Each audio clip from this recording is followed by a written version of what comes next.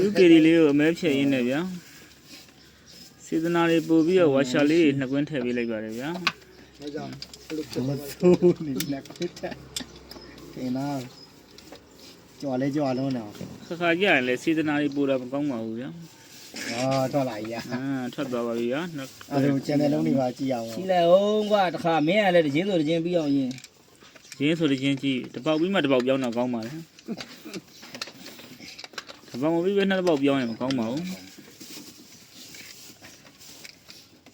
ထင်းနေငါထင်းနေဒါပဲရှိတော့တယ်အဲ့ဒါဘာညာတာကမဖလာမရှိဆိုမစရတော့ အစိုးနေပါပြီဗျာ တက်လောက်ဆိုရှင်းပြလား ရပါလေ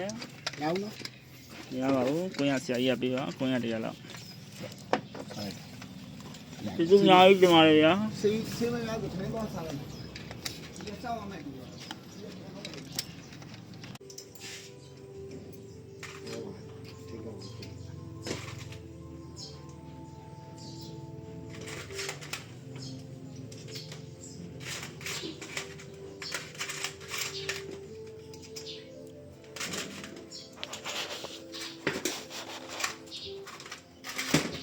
ဒီကမေးရတာတော့ဘယ်နဲ့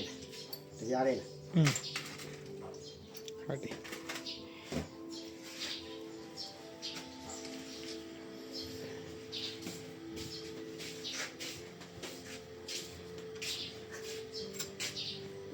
ဘာလူမပါဘူးကွာဘာရရခဏ